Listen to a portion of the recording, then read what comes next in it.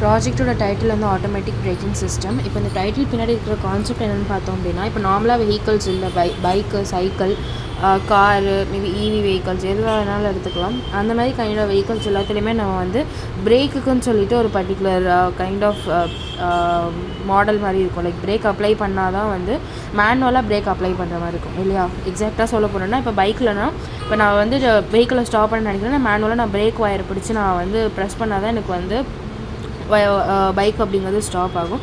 But ஆனால் இந்த இடத்துல வந்து நம்ம ஒரு சிஸ்டம் ரெடி பண்ணிக்குவோம். லைக் பிரேக் அப்படிங்கிறது நம்ம வந்து மேனுவலாக கொடுக்காம ஆட்டோமேட்டிக்காக ஒரு அப்டக்கில் வந்து டிடெக்ட் பண்ணிவிட்டு ஆட்டோமேட்டிக்காக அந்த வெஹிக்கிள் அப்படிங்கிறது ஸ்டாப் பண்ணுறது தான் ஆட்டோமேட்டிக் பிரேக்கிங் சிஸ்டம் அப்படிங்கிறது.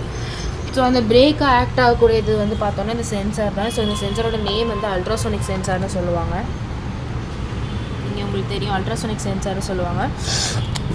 ஸோ இந்த சென்சார் என்ன பண்ணும் அப்படின்னா, ஆட்டோமேட்டிக்காக எனக்கு அந்த பிரேக் அப்படிங்கிறது அப்ளை பண்ணி கொடுக்கும். இஃப் இன்கேஸ் இப்போது இந்த சென்சார் இருக்குது அப்படின்னா, இப்போ நான் வந்து இந்த சென்சாரோட 40 மீட்டர்ஸ் கிட்டத்தட்ட டிஸ்டன்ஸில் இல்லை 40 சென்டிமீட்டரோ இல்லை 40 அந்த மாதிரி ஃபார் எக்ஸாம்பிள் நான் 40 சென்டிமீட்டர் அப்படிங்கிறத சொல்கிறேன். இப்போ இந்த சென்டிமீட்டர் லென்த்துக்கு வந்து நான் அப்டக்கிள் மாதிரி ஏதாவது ஒரு ஃபீச்சர் வச்சுருந்தேன் அப்படின்னா ஆட்டோமேட்டிக்காக எனக்கு வந்து பிரேக் அப்படிங்கிறது அப்ளை பண்ணும். பிரேக் அப்படிங்கிறது என்னென்னா, இப்போ இந்த வெஹிக்கலுக்குன்னு சொல்லிட்டு நான் ஒரு 2 மோட்டர்ஸ் மாதிரி கொடுத்துருக்கேன். உங்களுக்கு வீடியோவில் பார்த்தா தெரியும், பேக் சைடில் ஒரு 2 மோட்டர் மாதிரி இருக்குது. ஸோ இந்த மோட்டர் தான் ஃப்ரண்ட்டு, பேக்வர்ட், ரைட், லெஃப்ட் அப்படிங்கிற டேர்னிங்காக இந்த வெஹிக்கல்ஸ் இந்த மோட்ரு தான் வந்து யூஸ் பண்ணியிருக்கோம். ஸோ இந்த மோட்டர் வந்து ஆட்டோமேட்டிக்காக அதோட ரன்னிங் வோல்டேஜ் அப்படிங்கிறத ஸ்டாப் பண்ணி கொடுக்கும். ஓகேங்களா? ஸோ அதான் கான்செப்ட்டு.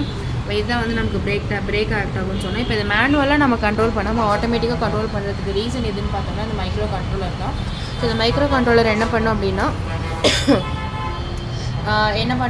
இப்போ நான் இந்த இடத்துல மேனுவல் ஆப்ரேஷன் நடக்காமல் ஆட்டோமேட்டிக்காக எல்லாமே பண்ணணும் அப்படிங்கிற இன்ஸ்ட்ரக்ஷன் எல்லாத்தையுமே நான் கோடிங் மூலயமா அந்த மைக்ரோ கண்ட்ரோலருக்கு நான் டிஸ்பிளே பண்ணியிருப்பேன். லைக் இப்போ இந்த கோடிங் போர்ட் மாதிரி இருக்கு இல்லையா, இந்த கோடிங் போர்ட் மூலயமா நான் என்ன பண்ணியிருப்பேன் அப்படின்னா ஆட்டோமேட்டிக்காக அந்த மைக்ரோ கண்ட்ரோலருக்கு நான் ஃப்ளாஷ் பண்ணியிருப்பேன். கோடை வந்து நான் இது உள்ளார போட்டு வச்சுருப்பேன். ஸோ நான் கொடுக்குற இன்ஸ்ட்ரக்ஷனுக்கு ஏற்ற மாதிரி எனக்கு இந்த வெஹிக்கல் அப்படிங்கிறது ரன் ஆகும். இப்போ நான் ஃபார்வர்டுன்னு கொடுத்தேன்னா அந்த வெஹிக்கல் ஃபார்வர்டில் போகும், ரிவர்ஸ் கொடுத்தனா ரிவர்ஸில் வரும், ரைட்னா ரைட்டு, லெஃப்ட்னா லெஃப்ட்டு, ஸ்டாப்னா ஸ்டாப், அந்த மாதிரி கண்டிஷனுக்கு ஏற்ற மாதிரி ஒர்க் ஆகிறதுக்கு ஒரே ரீசனாக இருக்கிற காம்பனண்ட் எதுன்னு பார்த்தோம்னா இந்த மைக்ரோ கண்ட்ரோலர் தான். அடுத்த காம்பனண்ட் வந்து பார்த்தோம்னா இது பஸர். இஃப் இன்கேஸ் இப்போ எனக்கு அல்ட்ராசோனிக் முன்னாடி ஏதாவது ஒரு ஆப்ஜெக்ட் அப்படிங்கிறது டிடெக்ட் ஆச்சுன்னா ஆட்டோமேட்டிக்காக இந்த பஸர் அப்படிங்கிறது இண்டிகேட் ஆகும். இப்போ இந்த பஸர் எதுக்காக இண்டிகேட்டர் ஒரு சவுண்ட் அலர்ட் கொடுக்குற மாதிரி. இப்போ நம்ம வண்டியில் எப்படி ஒரு ஹாரன் வச்சுருக்கோம் இல்லையா, அந்த மாதிரி இந்தோட வெஹிக்கிளுக்கு இந்த பஸர் அப்படிங்கிறது தான் இப்போ வந்து சவுண்ட் அலர்ட் கொடுக்குற மாதிரி. ஓகே, அடுத்த காம்பனண்ட் பார்த்தோம்னா இது வந்து பேட்ரி. இந்த பேட்ரி தான் வந்து நம்ம கம்ப்ளீட் வெஹிக்கிளோட பவர் சோர்ஸுமே. இப்போ இந்த பேட்டரியிலேருந்து நான் என்ன பண்ணியிருப்பேன் அப்படின்னா இந்த பவர் சப்ளைக்கு நான் வந்து சப்ளை கொடுத்துருப்பேன். ஸோ இந்த பவர் சப்ளைலேருந்து அடுத்து எனக்கு எல்லா காம்பனண்ட்டுக்குமே பவர் அப்படிங்கிறது டிஸ்ட்ரிபியூட் பண்ணி கொடுத்துருப்பேன். ஸோ இந்த பவர் சப்ளை போர்டு எதுக்காக யூஸ் பண்ணிக்கோம்னா இந்த பேட்டரியோட ரேட்டிங் பார்த்தோம்னா 12 வோல்டேஜ் 1.3 amps. பட் ஏன்னா இந்த காம்பனண்ட் எல்லாமே எனக்கு ஒர்க் ஆகக்கூடியது வந்து 5 வோல்டேஜ் தான்.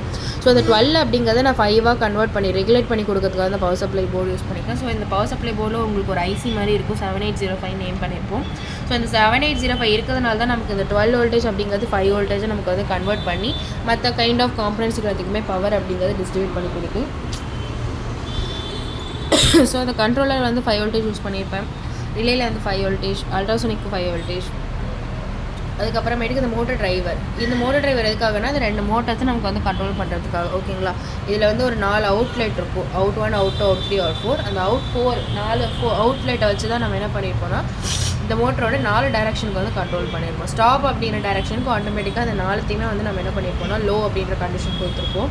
ஸோ இதுதான் வந்து motor driver, battery, micro controller, ultrasonic sensor, buzzer. இது வந்து ரிலே எதுக்காகனா ஜஸ்ட் இந்த பஸர் வந்து ஆன் அண்ட் ஆஃப் பண்ணுறதுக்காக ஒரு ஸ்விட்ச் மாதிரி. இப்போ நம்ம ஆன் பண்ணோம்னா ஃபேன் ஆன் ஆகும் இல்லையா ஸ்விட்ச் போர்டில், அதே மாதிரி இந்த ரிலே அப்படிங்கிறது இந்த கோடிங் மூலமாக நான் கண்ட்ரோல் பண்ணுவேன். ஓகேங்களா? இப்போ எனக்கு இந்த அல்ட்ராசோனிக்லேருந்து ஒரு சிக்னல் வந்து எனக்கு மைக்ரோ கண்ட்ரோலுக்கு போச்சு அப்படின்னா நான் மைக்ரோ கண்ட்ரோல்லேருந்து அடுத்த சிக்னல் அப்படிங்கிறது ரிலேக்கு போகும். எப்படி போகும் அப்படின்னா எனக்கு அல்ட்ராசோனிக்லேருந்து ஒரு சிக்னல் வந்துச்சு, ஸோ வண்டி ஆஃப் ஆக போகுது, நீ பஸர் அலர்ட் கொடு அப்படின்ற மாதிரி ஒரு கண்டிஷன் நான் என்ன பண்ணியிருப்பேன்னா அந்த கண்ட்ரோலரில் நான் கொடுத்துருப்பேன். ஸோ கொடுத்துருக்க கண்டிஷனுக்கு ஏற்ற மாதிரி எனக்கு என்ன ஆகும் அப்படின்னா அந்த ரிலே அப்படிங்கிறது ஆன் ஆகும். ஆன் ஆகிற சமயம் எனக்கு அந்த பஸர் அப்படிங்கிறது ஆன் ஆகும். ஸோ இதான் அந்த ப்ராஜெக்டோட கான்செப்ட் அப்படிங்கிறது. இப்போ அவுட்புட் எப்படி பார்க்கணுங்கிறது நான் இன்ஃபார்ம் பண்ணிடுறேன். ஓகே, உங்களுக்கு இந்த ஆப்போட லிங்க் வந்து நான் ஷேர் பண்ணிடுவோம். இது வந்து ரோபோ பாய் இங்கே உங்களுக்கு டிஸ்பிளே ஆகும், ரோபோ பாய் அப்படிங்கிறது. இந்த ஆப்போட லிங்க் உங்களுக்கு நான் வந்து ஷேர் பண்ணிடுறேன். இனிஷியலாக நீங்கள் என்ன பண்ணணும்னா உங்களோட ப்ளூடூத் செட்டிங்குள்ளே போயிட்டு இப்போ இந்த ப்ளூடூத்தோட செட்டிங்ஸ்குள்ளே போனீங்க அப்படின்னா உங்களுக்கு வந்து பேர் நியூ டிவைஸ் அப்படிங்கிறது காமிக்கும், இல்லை அவைலபிள் டிவைசஸ் அப்படிங்கிறது காமிக்கும். அதில் வந்து இப்போ நான் என்னோடய டிவைஸ் ஆல்ரெடி நான் வந்து பேர் பண்ணி வச்சுருக்கேன். ஸோ இப்போ நான் அதை வந்து அன்பேர் பண்ணிக்கிறேன். இப்போ நான் பேர் நியூ டிவைசஸ் அப்படின்னு கொடுத்துட்டு என்ன பண்ணணும்னா இந்த கிட்டுக்கு வந்து இந்த இடத்துல ஒரு ஸ்விட்ச் மாதிரி கொடுத்துருப்பேன். ஸோ அந்த ஸ்விட்ச் வந்து நான் ஆன் பண்ணணும். ஆன் பண்ணேன்னா எனக்கு இது எல்லாத்துலேயுமே வந்து லைட் ஆப்ஷன் காமிக்கும். இப்போ எனக்கு இந்த இடத்துல வந்து பேர் பண்ணுறதுக்கு ஒரு ஆப்ஷன் காமிக்குது. இப்போ நான் பேர் பண்ணேன்னா என்னோட ஃபோனும் இப்போ இந்த கிட்டும் அப்படிங்கிறது பேராக இருக்குது. இப்போ பேர் ஆன பிறகு நான் என்ன பண்ணணும் அப்படின்னா இந்த ரோபோ பாய் அப்படிங்கிற அப்ளிகேஷனுக்குள்ளே நான் போகணும்.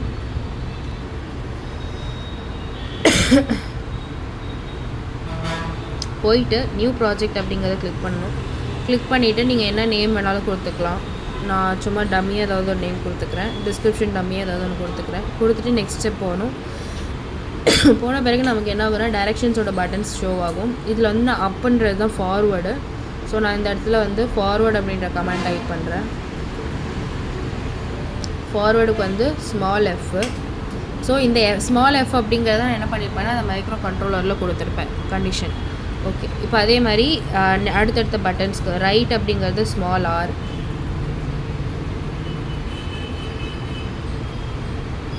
டவுன் அப்படிங்கிறது பேக்வேர்ட், ஸ்மால் வி,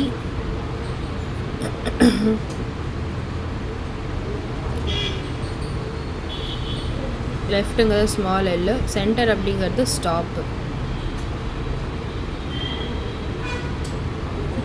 ஸோ இது எல்லா கண்டிஷனுமே கொடுத்துட்டேன். ஒரு தடவை செக் பண்ணிக்கலாம். ஃபார்வேர்டு அப்படிங்கிறது ஸ்மால் எஃப், ரைட்டுங்கிறது ஸ்மால் ஆர், லெஃப்ட்டுங்கிறது ஸ்மால் எல், பேக்வேர்டுங்கிறது ஸ்மால் வி, எஸ்னா ஸ்டாப். ஓகே, இது கொடுத்த பிறகு எனக்கு ஓப்பன் ப்ராஜெக்ட் அப்படிங்கிற ஆப்ஷன் ஷோ ஆகும். ஓப்பன் ப்ராஜெக்ட் கொடுத்தனா என்னோட டிவைஸ் வந்து ஷோ ஆகும். Automatic braking system. ஸோ இந்த இடத்துல என் டிவைஸ் வந்து கனெக்ட் ஆகிடுச்சு அப்படின்னா எனக்கு க்ரீன் கலர் இண்டிகேஷன் காமிக்கும். ஸோ இந்த இடத்துல நான் என்ன பண்ண போகிறேன் அப்படின்னா என்னோடய வெஹிக்கிளை வந்து நான் டைரக்ஷன் படி மூவ் பண்ண போகிறேன். ஸோ மூவ் பண்ணுறதுக்கு நான் என்ன பண்ணணும்னா இந்த ஃபார்வர்ட் கமெண்ட் கொடுக்கணும். கொடுத்தேன் அப்படின்னா எனக்கு ஃபார்வர்டில் என்னோடய வெஹிக்கிள் அப்படிங்கிறது மூவ் ஆகும்.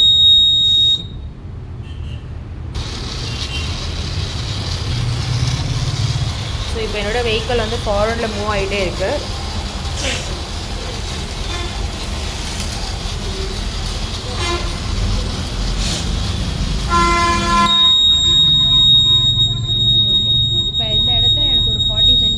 எனக்கு வந்து ஒரு அப்ஸ்டக்கிள் மாதிரி ஷோ ஆகும். எனக்கு இந்த இடத்துல வந்து அப்ஸ்டக்கிள் மாதிரி காமிக்கிறதுனால வெஹிக்கிள் இதுக்கு மேலே மூவ் பண்ண முடியாதுங்கிறதுனால எனக்கு ஆட்டோமேட்டிக்காக அந்த வெஹிக்கிள் அப்படிங்கிறது இந்த இடத்துல ஆஃப் ஆயிடுச்சு. இப்போ இதுவே இந்த வெஹிக்கிளோட